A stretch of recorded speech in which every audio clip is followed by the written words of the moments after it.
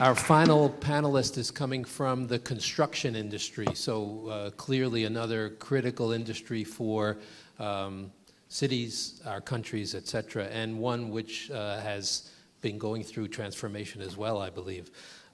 Ricardo Gontijo is the chairman of the board of Directional Engineering. It's a company he founded, so I think it's safe to say he's also an entrepreneur and a very successful one. The company was founded in 1981. They are working in a wide variety of areas, and please, Ricardo, your comments, please. Thank you. Bom dia, gente.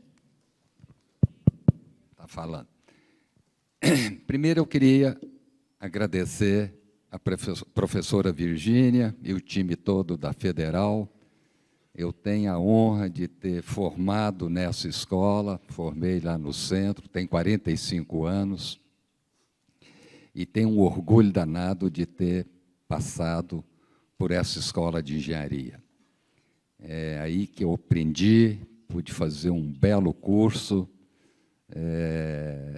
Eu vou contar uma história um pouco pessoal minha e da empresa, que a empresa começou comigo, então queria que vocês tivessem um pouco de paciência, mas eu acho que é importante a gente pensar nesses valores. Eu nasci em Bom Despacho, nasci em uma fazenda, eu andava... nós somos os 5 primeiros filhos, a diferença são de 6 anos, eu sou o 5º. Eu tinha uma família bem estruturada, meu pai é um homem muito simples, fazendeiro, tirava leite, minha mãe era contadora e uma mulher muito empreendedora e cobrava da gente estudo, escola. Então, a dificuldade que a gente tinha para poder estudar era enorme. Então, com isso, depois eu quero mostrar o que eu penso do que o Brasil precisa de melhorar. Mas, enfim, eu fiz uma escola municipal, fiz o grupo em Bom Despacho, depois eu fiz o ginásio, onde era uma escola assim, excepcional. Todos os concursos que eu fiz, quando eu saí do ginásio em Bom Despacho, eu passava nos primeiros lugares. Uma escola que tinha professores de nível alto, eu me lembro muito bem, todos os professores nossos tinham boas casas, moravam bem, tinham carro, viajavam, podiam educar os filhos. Então, ali se formou um time de pessoas, e a quantidade de empresários que foram formados dentro daquele ginásio e que deram gente para frente, é muita gente. Eu enumero aí mais de 100 profissionais que se passaram lá e que foram destaque no Brasil, em Minas, para toda a parte aí. Inclusive o pai da Virgínia, parentes dela, meu. Então, eu acho que o ensino, a educação, é uma coisa fundamental. Eu tinha um professor de matemática, que é o cara que marcou a minha vida, e é onde ele dava matemática e português. Ele era craque nas 2 matérias. E eu sempre fui muito bom em matemática. Mas esse cara, ele era duro, um respeito que a gente tinha dele, professor Geraldo Magela.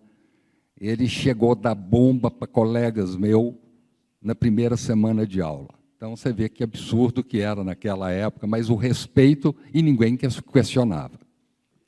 Aí vim para Belo Horizonte, fiz o colégio estadual, que é um colégio espetacular. Foram formados no Colégio Estadual Central 5 ex-presidentes da República, e hoje a gente vê o colégio abandonado, o meu ginásio de Bom Despacho inteiramente abandonado, acabou essas escolas que foram tão importantes na cidade, no Brasil, e aquilo ali era uma referência. O professor Mário de Oliveira foi meu professor, era um cara de matemática, então só tinha gente boa, era um ambiente de estudo espetacular. Aí fui para a escola de engenharia, que também era uma escola maravilhosa, fiz um curso eu, como vim de família muito simples, a escola de engenharia, o meu pai faleceu no meio da... Ele teve um acidente, quando eu estava no 3º ano, meu pai faleceu, e ele tinha uma vontade que eu sempre fui primeiro lugar onde eu passava. E eu tinha um tio que formou, que foi medalha de ouro, então meu pai tinha uma paixão por isso. E eu dei para ele já tinha morrido, eu fui medalha de ouro da Escola de Engenharia. Então, acho que a formação que eu tive foi tão importante, e é tão importante na minha profissão, em todas as áreas. Então, quando eu me formei, eu me lembro de muita gente dizer, porra, medalha de ouro é um cara fracassado, esse cara não dá em nada, é um não sei o quê. Não é verdade. Eu acho que quem faz um curso acadêmico, bem feito, embasado, ele tem condição de sair muito na frente.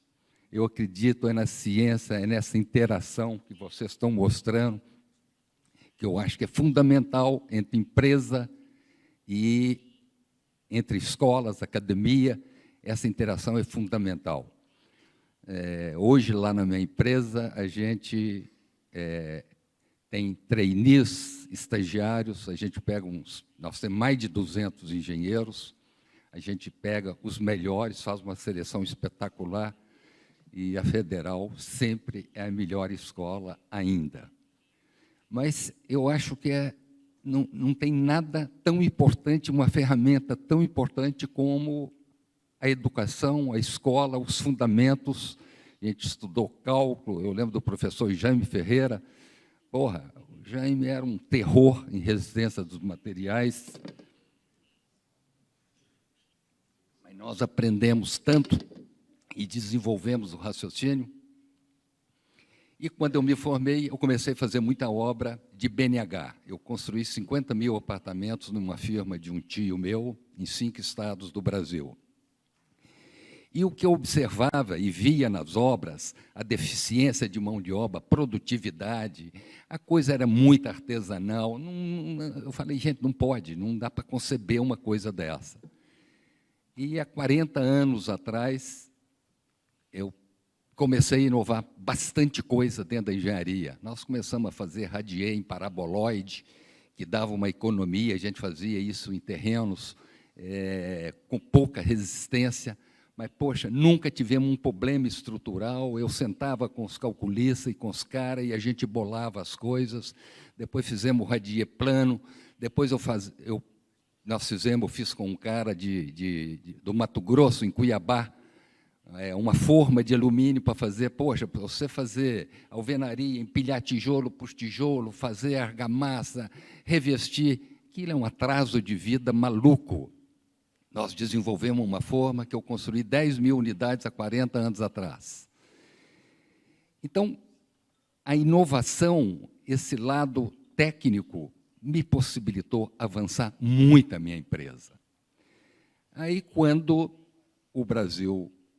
Nós passamos fases, passei por 200 ciclos aí de inflação de 80% e coisa assim. Quando veio Minha Casa Minha Vida, que é uma coisa que eu conheço muito, que é edificação popular, é minha paixão, eu sempre quis fazer, ainda participo até hoje desse tipo de obra, aquilo ali, fazer uma coisa bem feita, no prazo e com qualidade, e com custo, não é fácil. Então, veio Minha Casa Minha Vida, foi quando eu vi uma janela, aí a gente tem de ter audácia, ousadia, o empresário tem de ter esse lado, que isso a gente não aprende na escola, é trabalhar com gente, fazer time, mas a área acadêmica sempre foi o fundamento mais importante. Aí eu vi que poderia abrir capital. A minha empresa era uma empresa relativamente pequena. Em 2007, nós fizemos um negócio com um fundo de private equity e foi o início da abertura de capital. Os caras nos ajudaram a preparar Em 2009, está fazendo 10 anos agora, nós abrimos o capital, baseado numa obra que nós fizemos em Manaus, uma obra de 9.000 apartamentos, a maior obra conjunto habitacional do Brasil. Quando nós começamos aquilo, eu falei, gente, empilhar tijolo aqui, nós não vamos conseguir. E eu tinha uma engenharia muito boa. Eu falei, olha, nós vamos voltar a fazer o que eu fiz há 20 anos atrás, que tinha parado de fazer forma de alumínio com parede de concreto, porque o Brasil deu uma parada na habitação. Minha Casa Minha Vida é que voltou a fazer a coisa em volume. E, enfim, nós fizemos esses 9.000 apartamentos em 2 anos, uma loucura de obra no meio da selva amazônica, vocês não sabem as dificuldades, topografia, fundação, cada fundação lá é de um jeito, um prédio ao lado do outro, um é fundação profunda, o outro era radier, mas, enfim, conseguimos fazer esses 9.000 apartamentos nos 2 anos, e isso nos possibilitou, hoje a Direcional já fez mais de 200.000 apartamentos com parede de concreto, é uma tecnologia espetacular, hoje todas as empresas estão fazendo isso, porque você tem uma racionalização de mão de obra, para vocês terem uma ideia, o homem nosso, hoje se eu gastava 100 no processo convencional, eu gasto 40 no processo industrial. Depois nós vamos passar um slidezinho só para vocês terem a ideia, mas o avanço de tudo isso é o casamento da academia, da engenharia, com a empresa. Não tem outra forma. E a outra coisa que eu acredito muito em time, é gente. Aí eu invisto, os meninos novos, os meninos formados dentro da empresa, e tem dado um resultado espetacular. Nós estamos... Hoje, as obras da Direcional, eu falo com orgulho danado, porque é muito difícil, nós não temos variação do que a gente planeja e orça em 1%. Todas as obras ficam dentro do custo, até um pouco abaixo. Então, você conseguir esse tipo de coisa num negócio que era inteiramente artesanal, é muito prazeroso você conseguir isso. E uma das coisas importantes, hoje é a coisa que todo mundo fala, sustentabilidade.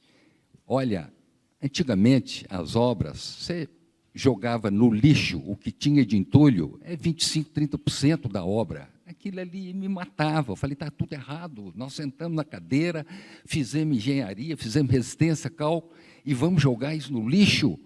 Isso, porra, está poluindo o planeta e estamos jogando fora coisa que é aproveitável. Aquilo não entrava na minha cabeça. Hoje, das obras nossas, não sai nada, zero. Nós não temos um entulho dentro das nossas obras. Então, isso é muito importante, porque nós estamos contribuindo para a melhora desse planeta. Eu vejo, por exemplo, ontem o pessoal chegou a falar aí no presidente Kennedy, eu sou apaixonado com ele.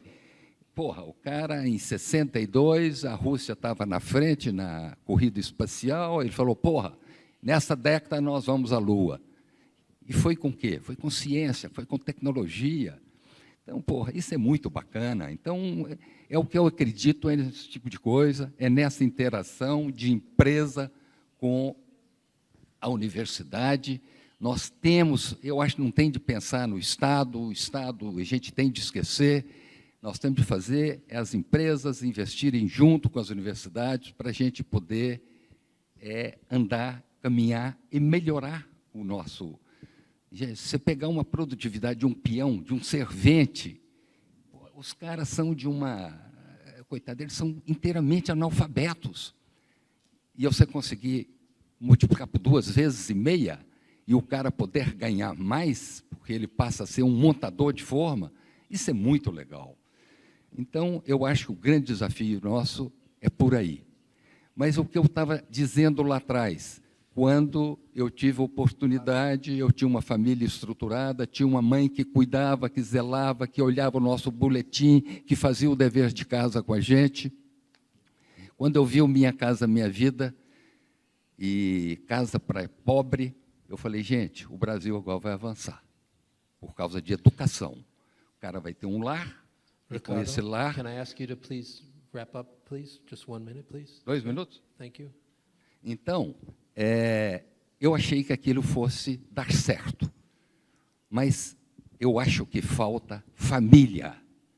Os caras que foram para esses empreendimentos de faixa 1, faixa 2 e 1,5, esse funciona porque o cara paga. O que o cara não paga, hoje as milícias, os bandidos, a droga tomou conta. Então, a educação não está permeando nesse meio. Esse é o grande desafio. Vocês que são cabeças, que são professores, que são pensantes, o Brasil evoluir é só com educação. Não adianta ter saúde, não adianta ter nada. Se não tiver educação, nós não vamos evoluir. Estive no Japão no ano passado, que exemplo de país, que educação. Então, por que aquele país evoluiu numa condição desastrosa daquela, 20% do território só é aproveitável, e o país é aquela maravilha, não tem um pedinte, não tem uma favela. Eu fui na Universidade de Kyoto. A Universidade de Kyoto é uma cidade de 800 mil habitantes e já passaram 20 prêmios Nobel lá. Então, por que o Brasil não consegue isso? Nós temos muita inteligência, muita gente boa aqui, e a gente não avança. A palavra, para mim, chama-se educação. Se não tivermos isso, não adianta nada. Acho que isso aqui é perfeito, é o avanço. Eu sempre uso a universidade para isso, para a gente desenvolver as nossas tecnologias, mas a educação tem que estar na base. Se não tiver isso aí, não vai resolver. Obrigado, gente. Thank you very much. Thank you.